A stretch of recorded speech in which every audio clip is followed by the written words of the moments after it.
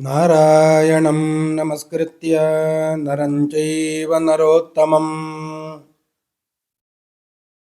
ದೇವೀಂ ಸರಸ್ವತೀಂ ವ್ಯಾಸಂ ತತೋ ಜಯಮುದೀರಯೇ. ದ್ವೈಪಾಯನೋಷ್ಠಪುಟನಿಸ್ಸೃತಮಪ್ರಮೇಯಂ ಪುಣ್ಯಂ ಪವಿತ್ರಮಥ ಪಾಪಹರಂ ಶಿವಂ ಚ ಯೋ ಭಾರತಂ ಸಮಧಿಗಚ್ಚತಿ ವಾಚ್ಯಮಾನಂ ಕಿಂ ತಸ್ಯ ಪುಷ್ಕರಜಲೈರಭಿಷೇಚನೇನ ಜಯತಿ ಪರಾಶರಸೂನುಃ ಸತ್ಯವತೀ ಹೃದಯನಂದನೋ ವ್ಯಾಸಃ. ಯಸ್ಯ ಆಸ್ಯ ಕಮಲಗಲಿತಂ ವಾङ्ಮಯಮೃತಂ ಜಗತ್ ಪಿಬತಿ. ಶ್ರೀ ಗುರುಭ್ಯೋ ನಮಃ. ಹರಿ ಓಂ.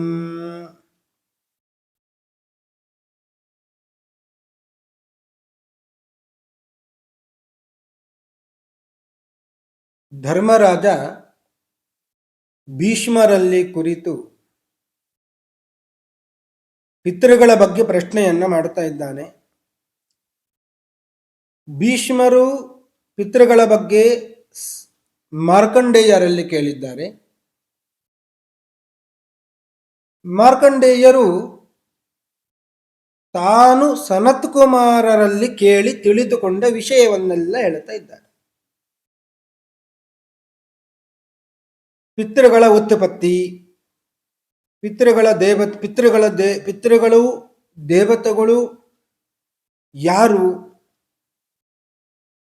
ಶ್ರಾದ್ದ ಮಾಡಿದಾಗ ಪಿತೃಗಳಿಗೆ ಹೇಗೆ ತೃಪ್ತಿ, ಶ್ರಾದ್ದದ ಫಲ ಏನು, ಇದೆಲ್ಲದರ ಬಗ್ಗೆ ಸನತ್ ಕುಮಾರರಲ್ಲಿ ಮಾರ್ಕಂಡೇಯರು ಕೇಳಿದ್ರು.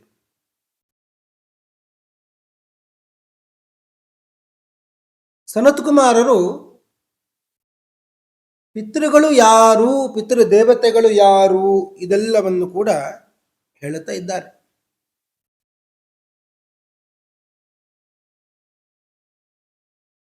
ಒಮ್ಮೆ ಚತುರ್ಮುಖ ಬ್ರಹ್ಮದೇವರು ದೇವತೆಗಳನ್ನೆಲ್ಲ ಸೃಷ್ಟಿ ಮಾಡಿದ್ರು.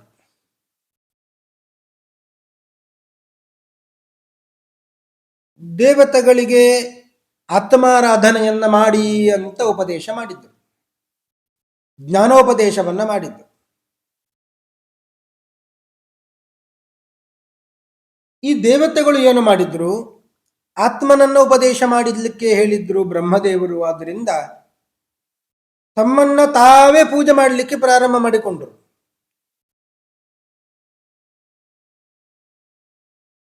ಕೇವಲ ಇಂದ್ರಿಯ ಸುಖದಲ್ಲಿ ದೇವತೆಗಳು ಮುಳುಗಿದ್ರು ಅಂತ.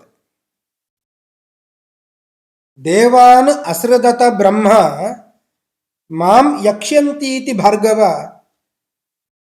ತಮುತ್ಸೃಜ್ಯ ತಥಾತ್ಮಾನಂ ಅಯದಂತೆ ಫಲಾರ್ಥಿನ. ಬ್ರಹ್ಮದೇವರು ಆತ್ಮನನ್ನ ಆರಾಧಿಸಿ ಅಂತ ಹೇಳಿದ್ರೆ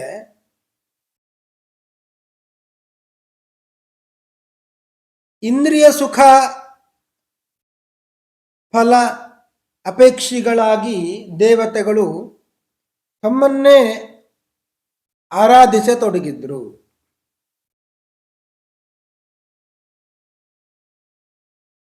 ಕೇವಲ ಸುಖದಲ್ಲಿಯೇ ಮುಳುಗಿದ್ರು, ಜ್ಞಾನದಲ್ಲಿ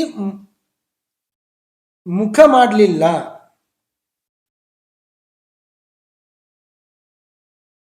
ಬ್ರಹ್ಮದೇವರು ಶಾಪ ಕೊಟ್ಟರು.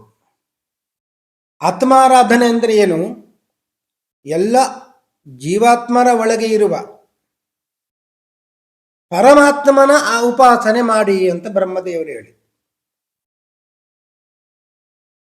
ಆತ್ಮನ ಒಳಗೆ ಇರುವ ಅಂತರಾತ್ಮ ಅಂದರೆ ಪರಮಾತ್ಮನ ಉಪದೇಶ, ಪರಮಾತ್ಮನ ಬಗ್ಗೆ ತಿಳುಕೊಳ್ಳಿ, ಸಾಧನೆ ಮಾಡಿ ಅಂತ ಹೇಳಿದ್ದು. ಇವರೆಲ್ಲ ತಮ್ಮನ್ನು ತಾವೇ ಆರಾಧಿಸತೊಡಗಿದ್ರು. ಬ್ರಹ್ಮದೇವರು ಶಾಪ ಕೊಟ್ಟರು. ತೇ ಸಪ್ತಾಹ ಬ್ರಹ್ಮಣ ಮೂಢಾ ನಷ್ಟ ಸಂಜ್ಞಾ ದಿವೌಕಸಃ. ಬ್ರಹ್ಮದೇವರ ಶಾಪ ಏನು? ನಷ್ಟ ಸಂಜ್ಞಾಹ, ಜ್ಞಾನಹೀನರಾಗಿ ನೀವು ಅಂತ. ನಿಮಗೆ ನಾನು ಜ್ಞಾನವನ್ನ ಉಪದೇಶ ಕೊಟ್ಟಿದ್ದೇನೆ, ಈ ಜ್ಞಾನವೇ ನಾಶ ಆಗಲಿ ಅಂತ ಶಾಪ ಕೊಟ್ಟರು. ದೇವತೆಗಳು ಜ್ಞಾನಹೀನರಾಗಿ ನಷ್ಟ ಸಂಜ್ಞಾಹ, ಎಚ್ಚರ ತಪ್ಪಿದ್ರು ಅಂತ. ನಸ್ಮ ಕಿಂಚಿತ್ ವಿಜಾನಂತಿ ತಥೋ ಲೋಕೋಪ್ಯಮುಸ್ಯತ. ಅವರಿಗೆ ಏನು ತಿಳಿತಾ ಇದ್ದಿಲ್ಲ ದೇವತೆಗಳಿಗೆ. ಆದ್ರಿಂದ ಏನಾಯಿತು? ಲೋಕೋಪಿ ಅಮುಹ್ಯತ, ದೇವತೆಗಳನ್ನ ಅನುಸರಿಸ್ತಾ ಇದ್ದ ಲೋಕವು ಕೂಡ ದಾರಿ ತಪ್ಪಿತು.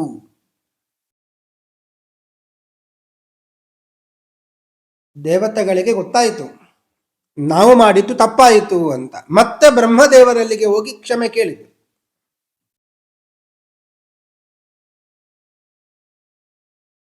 ಬ್ರಹ್ಮದೇವರು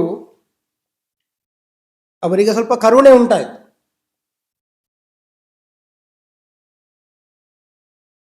ನೀವೆಲ್ಲ ಆತ್ಮಾರಾಧನೆಯನ್ನ ಮಾಡಿ ಅಂತ ಹೇಳಿದರೆ ಪರಮಾತ್ಮನ ಆರಾಧನೆಯನ್ನ ಬಿಟ್ಟು ನಿಮ್ಮ ಆರಾಧನೆಯಲ್ಲಿ ತೊಡಗಿಕೊಂಡಿದ್ದೀರಿ, ಜ್ಞಾನಹೀನರಾಗಿದ್ದೀರಿ. ನಿಮಗೆ ಮತ್ತೆ ಜ್ಞಾನ ಬೇಕು ಅಂತ ಆದರೆ ನಿಮ್ಮ ಮಕ್ಕಳ ಬಳಿಗೆ ಹೋಗಿ ಕೇಳಿ, ಅವರು ನಿಮಗೆ ಉಪದೇಶ ಮಾಡುತ್ತಾರೆ ಅಂತ ಹೇಳಿದ್ರು. ಸ್ವಲ್ಪ ಮುಜುಗರ ಆಯಿತು ಈ ದೇವತೆಗಳಿಗೆ, ಮಕ್ಕಳ ಬಳಿಗೆ ಹೋಗಿ ಜ್ಞಾನೋಪದೇಶವನ್ನು ಪಡಿಬೇಕಲ್ಲ ಅಂತ. ಆದರೂ ಇರಲಿ, ಬ್ರಹ್ಮದೇವರ ಆಜ್ಞೆ, ಅವರು ಪ್ರಾಯಶ್ಚಿತ್ತವನ್ನು ಹೇಳುತ್ತಾರೆ, ಪ್ರಾಯಶ್ಚಿತ್ತವನ್ನು ಮಾಡಿ ಜ್ಞಾನವನ್ನು ಪಡೆದುಕೊಳ್ಳಿ ಅಂತ. ಹಾಗೆಯೇ ತಮ್ಮ ಮಕ್ಕಳ ಬಳಿಗೆ ಹೋದರು. ಮಕ್ಕಳೆಲ್ಲ ಅವರು ಬಂದಾಗ ಅವರಿಗೆ ಗೌರವಿಸಲಿಲ್ಲ ಅಂತೆ. ಯಾಕೆ ಅಂದರೆ ಎಲ್ಲಿ ಜ್ಞಾನ ಎಂಬುದು ಇರುತ್ತದೋ ಅಲ್ಲಿ ಗೌರವ. ಜ್ಞಾನ ಇಲ್ಲದವರಿಗೆ ಗೌರವ ಕೊಡುವ ಪ್ರಮೇಯವೇ ಇಲ್ಲ. ಜ್ಞಾನಕ್ಕಾಗಿ ನಮ್ಮ ಬಳಿಗೆ ಬರ್ತಾ ಇದ್ದಾರೆ ನಮ್ಮ ಪಿತೃಗಳು ಅಂತ ತಿಳಿಕೊಂಡ ಮಕ್ಕಳು ಪ್ರಾಯಶ್ಚಿತ್ತವನ್ನು ಮಾಡಿಕೊಳ್ಳಿ ಅಂತ ಹೇಳಿದರು. ಪ್ರಾಯಶ್ಚಿತ್ತಂ ಚರಧ್ವಂ ವೈ ವಿಭಿಚಾರೋಹಿ ವಾಕೃತಃ. ನೀವೆಲ್ಲ ಈ ಮಾಡಿದ ಪಾಪಕರ್ಮಕ್ಕೆ ಪ್ರಾಯಶ್ಚಿತ್ತವನ್ನು ಮಾಡಿಕೊಳ್ಳಿ, ನಿಮಗೆ ಜ್ಞಾನ ಪ್ರಾಪ್ತಿ ಆಗ್ತದೆ ಅಂತ ಇಷ್ಟು ಮಕ್ಕಳು ಹೇಳಿದರು. ಏನು ಪ್ರಾಯಶ್ಚಿತ್ತ? ಪ್ರಾಯಶ್ಚಿತ್ತಾನಿ ಧರ್ಮಜ್ಞಾ ವಾಂಗ್ಮನಃ ಕರ್ಮಜಾನಿ ವೈ ಶಂಸಂತಿ ಕುಶಲ ನಿತ್ಯಂ ಚಕ್ಷುರ್ಭ್ಯಾಮಪಿ ನಿತ್ಯಶಃ. 4 ವಿಧವಾಗಿ ಪ್ರಾಯಶ್ಚಿತ್ತ ಹೇಳಿದ್ರು. ಕಾಯ, ವಾಚ, ಮನಸ ಮತ್ತು ಕಣ್ಣುಗಳಿಂದ ಅಂತ.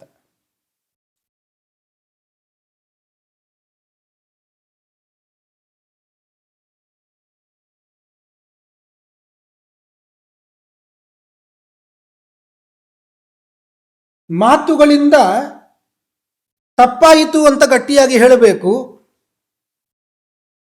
ಮತ್ತು ಏನು ಪರಿಹಾರ ಇದೆ ಅದನ್ನು ಮಾಡಿಕೊಳ್ಳಬೇಕು.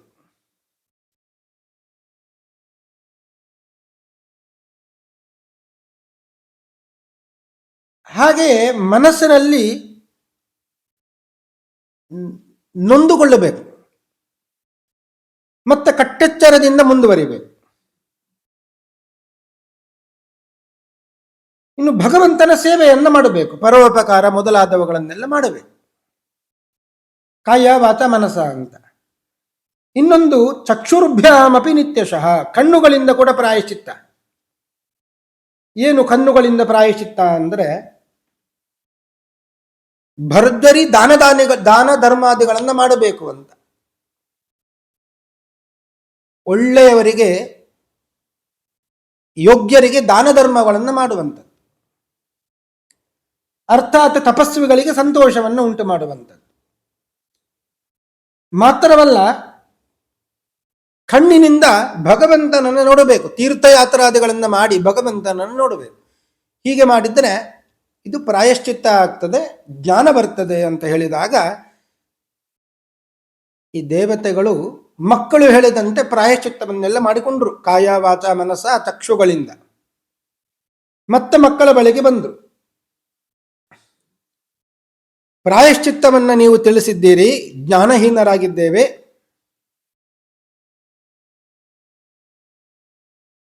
ಇನ್ನೇನು ಮಾಡಬೇಕು ನಾವು ಅಂತ ಹೇಳಿದಾಗ,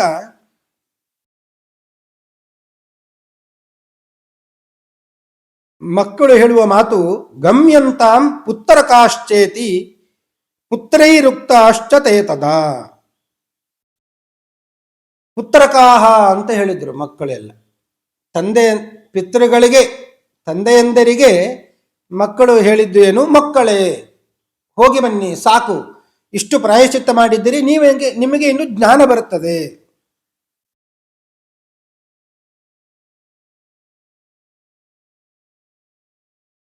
ಜ್ಞಾನ ಮಾಂದ್ಯ ಅದು ದೂರ ಆಗ್ತದೆ ಅಂತ ಮಕ್ಕಳು ತಮ್ಮ ತಂದೆಯಂದರಿಗೆ ಮಕ್ಕಳೇ ಅಂತ ಸಂಬೋಧನೆ ಮಾಡಿದ್ರು. ಒಂದು ಕಡೆಯಿಂದ ಬಹಳ ಸಂತೋಷ ಆಯಿತು, ಜ್ಞಾನ ಬರ್ತದೆ ಅಂದ ಕೂಡಲೇ ಸಂತೋಷ ಆಯಿತು. ಇನ್ನೊಂದು ಬದಿಯಿಂದ ನಮ್ಮ ಮಕ್ಕಳೇ ನಮಗೆ ಮಕ್ಕಳೇ ಅಂತ ಸಂಬೋಧಿಸಿದ್ರಲ್ಲ ಅಂತ ದುಃಖ ಆಯಿತು. ಬ್ರಹ್ಮದೇವರ ಬಳಿಗೆ ಹೋದ್ರು. ಹೀಗೆ ನಮ್ಮ ಮಕ್ಕಳು ಪ್ರಾಯಶ್ಚಿತ್ತವನ್ನು ಹೇಳಿದ್ರು, ಜ್ಞಾನ ಬರ್ತದೆ ಅಂತ ಹೇಳಿದ್ರು, ಆದರೆ ನಮ್ಮನ್ನೇ ಮಕ್ಕಳೇ ಅಂತ ಹೇಳಿದ್ರು.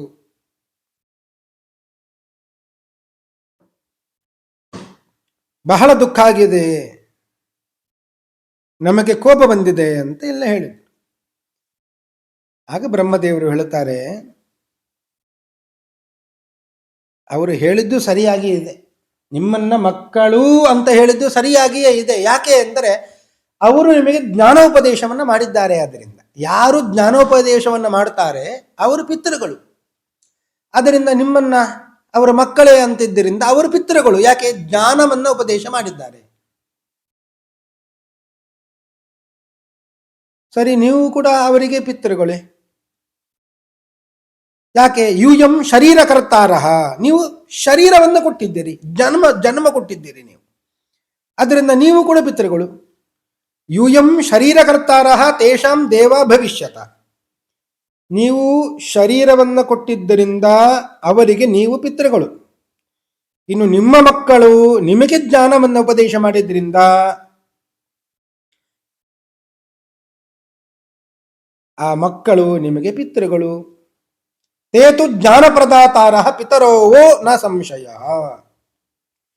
ಹೀಗೆ ಆದ್ದರಿಂದಲೇ ಅನ್ಯೋನ್ಯಂ ಪಿತರೋ ಯೂಯಂ ತೇ ಚೈವೇತಿ ನ ಸಂಶಯ. ಅನ್ಯೋನ್ಯ ಪಿತೃಗಳು ನೀವು ಶರೀರ ಕೊಟ್ಟಿದ್ದರಿಂದ ಪಿತೃಗಳು, ನಿಮ್ಮ ಮಕ್ಕಳು ನಿಮಗೆ ಜ್ಞಾನವನ್ನು ಕೊಟ್ಟಿದ್ದರಿಂದ ಅವರು ಪಿತೃಗಳು. ಹೀಗೆ ಪರಸ್ಪರ ಅನ್ಯೋನ್ಯವಾಗಿ ನೀವು ಪಿತೃಗಳು.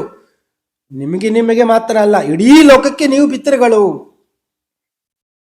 ಯಾರು ಶ್ರಾದ್ದವನ್ನ ಮಾಡುತ್ತಾರೋ ಆ ಸಂದರ್ಭದಲ್ಲಿ ನಿಮ್ಮ ಆರಾಧನೆ ಆಗಬೇಕು. ಇದು ಬ್ರಹ್ಮದೇವರು ಕೊಡುವ ವರ.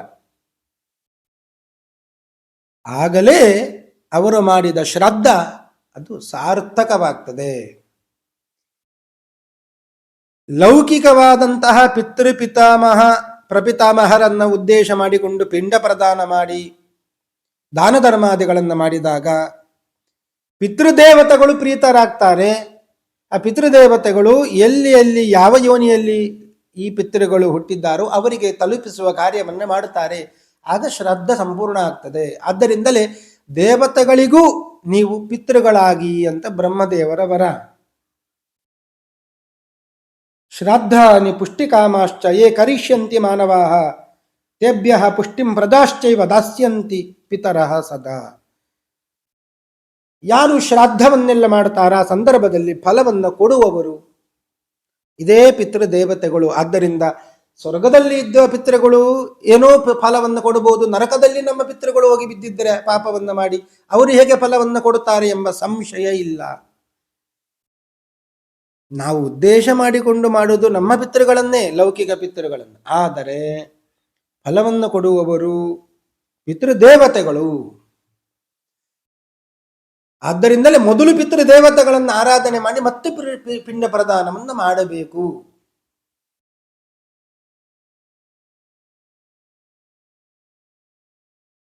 ಈ ರೀತಿಯಾಗಿ ಪಿತೃದೇವತೆಗಳು ಯಾರು? ಅವರು ದೇವತೆಗಳಿಗೂ ಕೂಡ ದೇವತೆಗಳು. ಮಾತ್ರವಲ್ಲ ಎಲ್ಲ ಪಿತೃಗಳಿಗೂ ಕೂಡ ಆ ದೇವತೆಗಳು ಪಿತೃಗಳು ಅಂತ. ಈ ರೀತಿಯಾಗಿ ಪಿತೃದೇವತೆಗಳ ಆಖ್ಯಾನವನ್ನ ಹೇಳಿದ್ರು ಎಂಬಲ್ಲಿಗೆ ಇವತ್ತಿನ ಉಪನ್ಯಾಸವನ್ನು ಮುಗಿಸ್ತಾ ಇದ್ದೇನೆ. ಶ್ರೀ ಕೃಷ್ಣಾರ್ಪಣಮಸ್ತು.